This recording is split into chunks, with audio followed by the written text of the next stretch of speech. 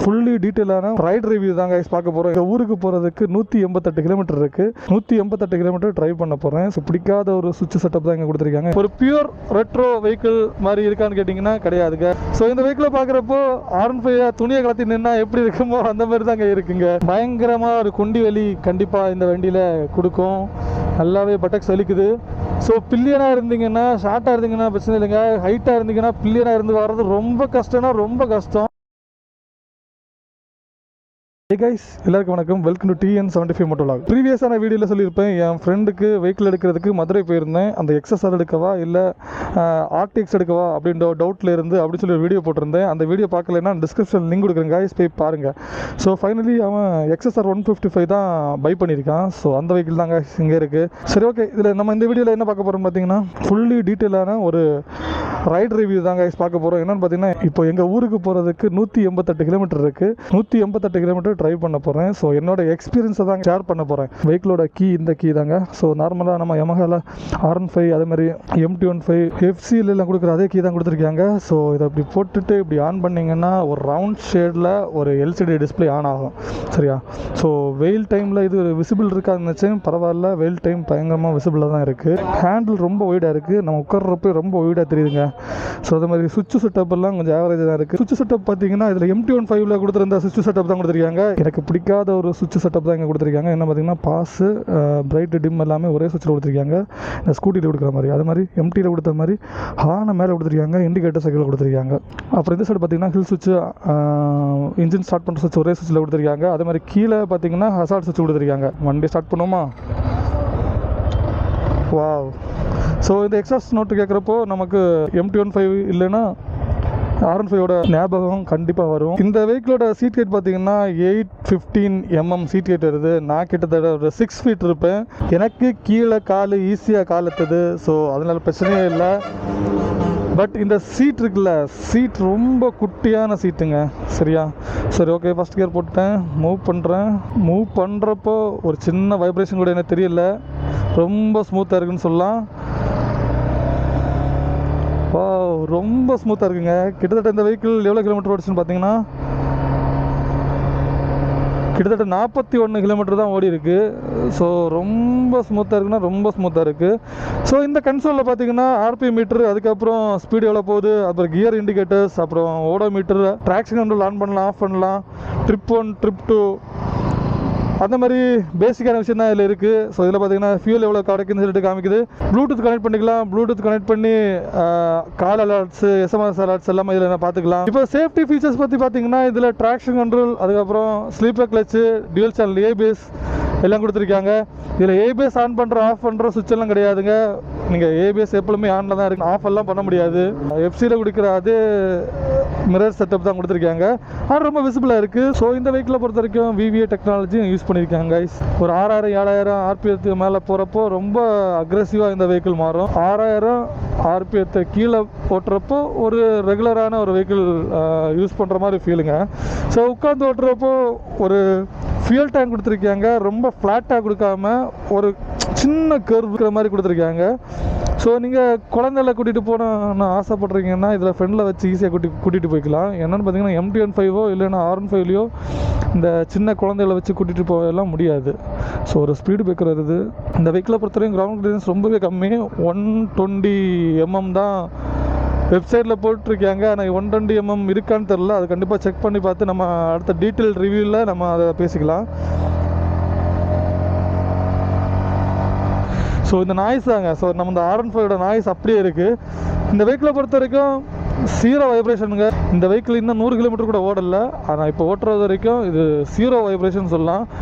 அதுக்கப்புறம் பார்த்தீங்கன்னா வண்டி ஹீட்டிங் இஷ்யூ இந்த வண்டியில் நான் இது வரைக்கும் ஃபீல் பண்ணவே இல்லைங்க. இந்த வெஹிக்கிளை பொறுத்த வரைக்கும் இந்த வெஹிக்கிளை ஒரு ரெட்ரோ ஸ்போர்ட்ஸ்ன்னு சொல்லிட்டு மென்ஷன் பண்ணுறாங்க. ஒரு பியூர் ரெட்ரோ வெஹிக்கிள் மாதிரி இருக்கான்னு கேட்டிங்கன்னா கிடையாதுங்க. இந்த ஹெட்லைட்டை பார்க்குறப்போ ரெட்ரோ அப்படின்னு சொல்லலாம். அது மாதிரி சீட் செட்டப் பார்க்குறப்போ ரெட்ரோன்னு சொல்லலாம். என்ன ஸ்போர்ட்ஸ் ஃபீல் கொடுக்குது அப்படின்னு கேட்டிங்கன்னா இந்த இன்ஜின்க, இந்த VVA டெக்னாலஜியில் அந்த R15 யூஸ் பண்ணுற அதே இன்ஜின் தான் இங்கே யூஸ் பண்ணுறாங்க. ஒரு ஸ்போர்ட்ஸ் பைக் ஓட்டுற ஒரு ரெட்ரோ லுக்கில் ஒரு வெஹிக்கிளை ஓட்டுற மாதிரி ஒரு சின்ன ஒரு ஃபீல் இதில் கொடுக்குது. நம்ம இப்போ கால் வைக்கிறோம்ல, கால் ரொம்ப பெண்ட் பண்ணி வைக்கிறோம். ஸோ அது கொஞ்சம் கஷ்டமாக இருக்குது. ஏன்னு பார்த்தீங்கன்னா ரொம்ப லாங் அடிக்கிறப்போ ரொம்ப கஷ்டமாக இருக்குன்னு நான் நினைக்கிறேன். என்னென்னு பார்த்தீங்கன்னா, நான் கிட்டத்தட்ட ஒரு 62 கிலோமீட்டர் நான் பேக்கில் உட்காந்து வந்தேன். ஸோ நான் ஒரு 6 ஃபீட் இருப்பேன். என்னால் பேக்கில் உட்காந்து ரைட் பண்ண முடியலை. என்னென்னு பார்த்தீங்கன்னா, சீட்டு ஒய்டாக தான் இருக்குது, பட் புஷனிங் கிடையவே செய்யாது, ரொம்ப கம்மியாக இருக்குது.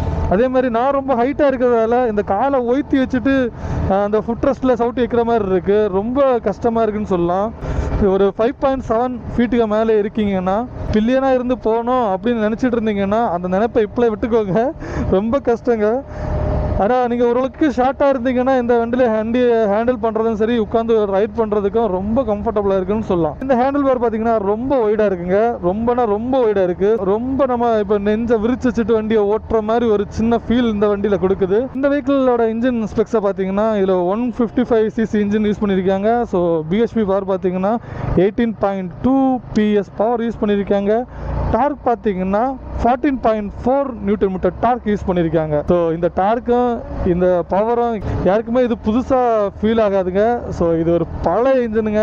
இப்போ கரண்ட்லி ரொம்ப சக்ஸஸ்ஃபுல்லாக போயிட்டு இருக்க அந்த R15ஓட இன்ஜினை தான் இந்த வெஹிக்கிளுக்கு ஷேர் பண்ணியிருக்காங்க. ஸோ இந்த வெஹிக்கிளை பார்க்குறப்போ R15 துணியை கலத்தி நின்னா எப்படி இருக்குமோ அந்த மாதிரி தாங்க இருக்குங்க. அந்த சேசியெல்லாம் வெளியே தெரிஞ்சிருக்கிறப்போ அந்த மாதிரி தான் இருக்குது. இன்ஜின் எல்லாமே கிளியராக நோட்டீஸ் பண்ணுற மாதிரி இருக்குது. புதிய வண்டியாக இருக்கிறதால வைப்ரேஷன் ஃபீல் ஆகலையா, இல்லை புதிய வண்டியாக இருக்கிறதால ஹீட்டு ஃபீல் ஆகலையா அப்படின்னு எனக்கு தெரியல. பட் நம்ம வேறு பிராண்டில் உள்ள ரேடியேட்டருக்கு பைக்கை ஓட்டினீங்கன்னா காலில் ஹீட் அடிச்சுட்டே இருக்கும். பட் இந்த வெஹிக்கிளில் இது வரைக்கும் ஹீட்டு அடித்த மாதிரி எனக்கு ஃபீல் ஆகலைங்க. கிட்டத்தட்ட நாங்கள் ஒரு சுட்ட வெயிலில் தான் போயிட்டு இருக்கேன்னு சொல்லலாம். மதுரை டு கன்னியாகுமரி ரோடு உங்களுக்கு பார்த்தாலே தெரியும். கிட்டத்தட்ட மத்தியானம் 12:30 கிட்ட ஆயிட்டு. 12:30க்கு இந்த ரோடு எப்படி இருக்கும், சுட்ட வெயிலாக இருக்கும். ஸோ இந்த வெஹிக்கிளை ஓட்டுறதுக்கு எனக்கு ரொம்பவே பிடிச்சிருக்கு கைஸ். ரொம்ப ஹைட்டாக இருந்தீங்கன்னா இந்த வெஹிக்கிளை நீங்கள் டெஸ்ட் ட்ரைவ் பண்ணி பார்த்துட்டு இந்த வெஹிக்கிளை யூஸ் பண்ணிக்கோங்க. ஒரு 5.3க்கு மேலே இருந்தீங்கன்னா கண்ணை மூடிட்டு இந்த வெஹிக்கிளை பை பண்ணலாம். என்னன்னு பார்த்தீங்கன்னா ஓரளவுக்கு மீடியமாக இருக்க ரைடர்ஸுக்கெல்லாம் இந்த வெஹிக்கிள் ரொம்பவே சூட் ஆகும்னு நான் நினைக்கிறேன். இது என்னோட பாயிண்ட் ஆஃப் வியூ. ஸோ அதே மாதிரி இந்த வெஹிக்கிள் யாருக்கெல்லாம் சூட் ஆகும்னு பார்த்தீங்கன்னா, நீங்கள் டெய்லி யூசேஜ் பண்ணுறீங்கன்னா இந்த வெஹிக்கிள் சூப்பராக சூட் ஆகுங்க.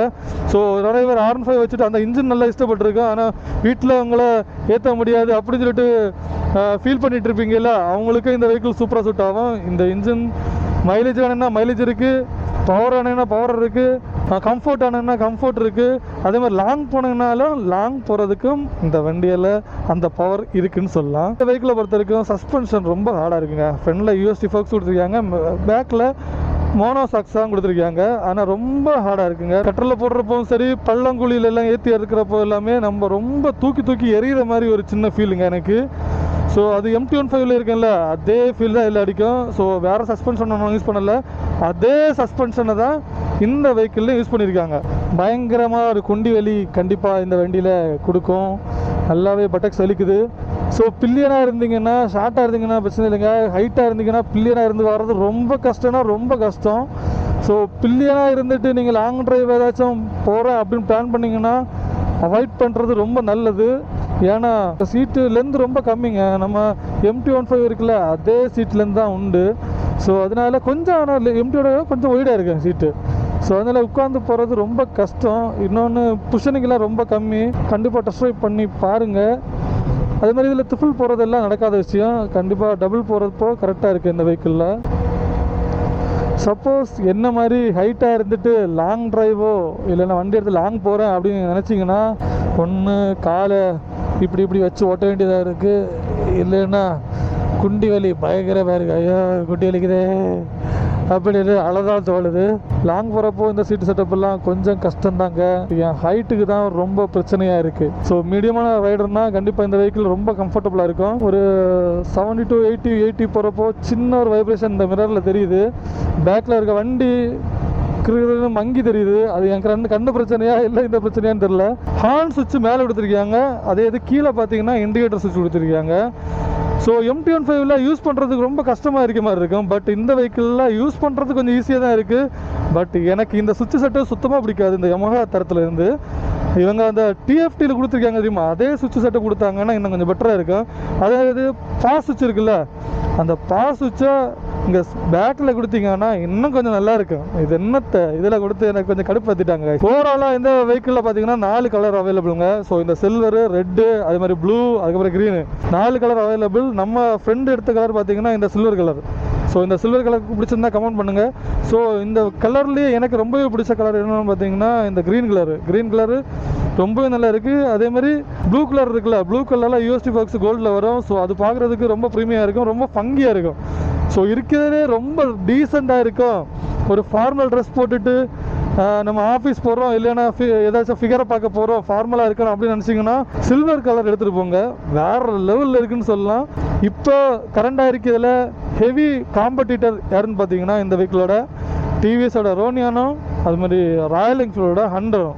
ட்ரைம்பில் நிறைய வெஹிக்கிள்ஸ் இருக்குது, பட் அதெல்லாம் கொஞ்சம் ரேட் அதிகம். ரேட்டு கேட்டகரியாக வச்சு நம்ம காம்படிஷன் பார்த்தீங்கன்னா டிவிஎஸ் ரோனியானோ ராயல் என்ஃபீல்டோட ஹண்டர் தான் இருக்கும். அந்த ஹண்டரும் ரோனியானும் எனக்கு பெருசாக இஷ்டப்படலை.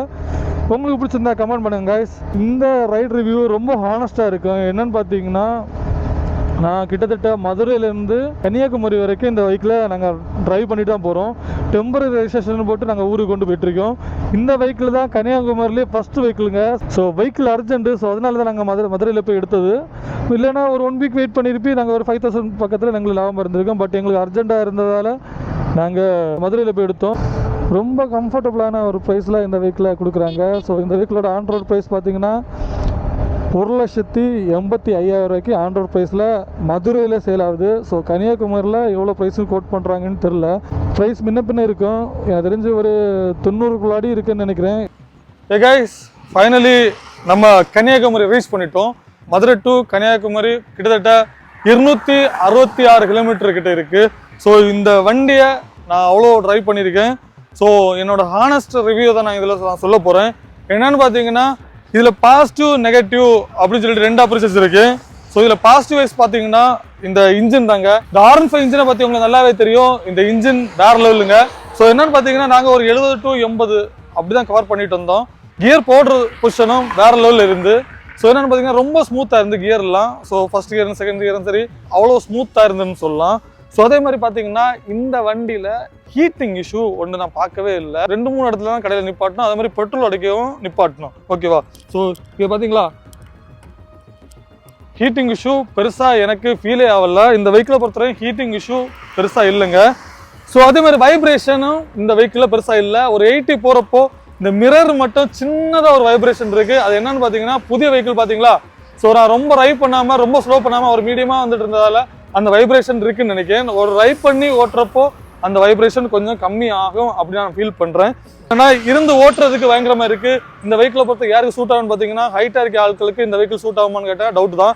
ஷார்ட் ரைடர் ஆர் மீடியமாக இருக்காங்க தெரியுமா, அவங்களுக்கு இந்த வெஹிக்கிள் ரொம்பவே சூட் ஆகும். நான் 6 feet இருக்கேன். ஸோ எனக்கு கொஞ்சம் ஓட்டுறது ரொம்ப கஷ்டமாக இருந்து. ஸோ நெகட்டிவ் ஷேடு என்னன்னு பார்த்தீங்கன்னா இந்த சீட்டிங் பொசிஷன். இந்த சீட்டிங் இருக்குது தெரியுமா, அந்த பொசிஷனிங் பெருசாக இல்லை. ஸோ அது பயங்கரமாக குண்டி வெளிங்க. ஸோ அங்கண்டு இங்கே வர்றப்போ எனக்கு குண்டியை மறுத்து போச்சு, அவ்வளோ கஷ்டப்பட்டதுல இருந்து. ஸோ ஓட்டுறப்பவும் அப்படிதான் ரொம்ப முட்டி மடக்கி உட்கார்ற மாதிரி எனக்கு ஒரு சின்ன ஃபீலுங்க. நான் கிட்டத்தட்ட 6 feet இருக்கேன். ஸோ எனக்கு இந்த ஓட்டுறப்போ ரொம்ப ஸ்போர்ட்டியாக இருக்குது. ஸோ அது ரொம்ப கஷ்டமாக இருக்குது. பில்லியனாக உட்காந்தும் வந்தேன், பில்லியனாக உட்காந்து வரப்போ இருக்கவே முடியலைங்க. ஸோ சீட்டோட லென்த் ரொம்ப கம்மி, கொஞ்சம் வித்து மட்டும்தான் கொஞ்சம் இருக்குது. ஸோ அதனால் லாங் போனோம் அப்படின்னு நினச்சிங்கன்னா இந்த வண்டியில் கஷ்டம். இது என்னோட பாயிண்ட் ஆஃப் வியூ. நீங்கள் டெஸ்ட் ட்ரைவ் பண்ணி பாருங்கள், உங்களுக்கு புரியும். ஸோ அதுக்கப்புறம் நெகட்டிவ் ஷேடுனா இந்த சீட்டிங் தான், உட்காந்து போகிறது தான் கொஞ்சம் கஷ்டமாக இருக்குது, வேறு எதுவும் இல்லை. இந்த ரைட் ஜேர்னியில் இன்னொரு இம்பார்ட்டன்ட் வீடியோ எடுத்திருக்கேன். அது என்னன்னு பார்த்தீங்கன்னா ஒரு மைலேஜ் வீடியோ எடுத்துருக்கீங்க. ஸோ ஒரு அன்எக்ஸ்பெக்டடாக இந்த வண்டியில் மைலேஜ் கிடச்சிருக்கு. சொல்ல போகிறேன்னா 55+ கிடச்சிருக்குன்னு சொல்லலாம். இந்த வீடியோ டீட்டெயிலாக இருக்குது. ஸோ அது நெக்ஸ்ட்டு நான் போஸ்ட் பண்ணுறேன். ரொம்பவே உங்களுக்கு இன்ஃபர்மேட்டிவாக இருக்கும். உங்கள் ஃப்ரெண்ட்ஸ் சர்க்கிளில் யாருக்காச்சும் இந்த வெஹிக்கிள் எடுக்கணும்னு ஆசைப்படுறாங்கன்னா கண்டிப்பாக இந்த வீடியோ ஷேர் பண்ணிவிடுங்க. நெக்ஸ்ட் வீடியோவில் மைலேஜ் வீடியோ, அது மாதிரி ஃபுல் டீட்டெயில்டு வீடியோ நம்ம சேனலில் வரும். ஸோ எனக்கு டைம் இல்லை, ஸோ அதனால தான் கொஞ்சம் சுருக்கமாக இதை நான் பேசி முடிக்கிறேன். நெக்ஸ்ட் வீடியோ சந்திப்போம். டாடா, பாய்.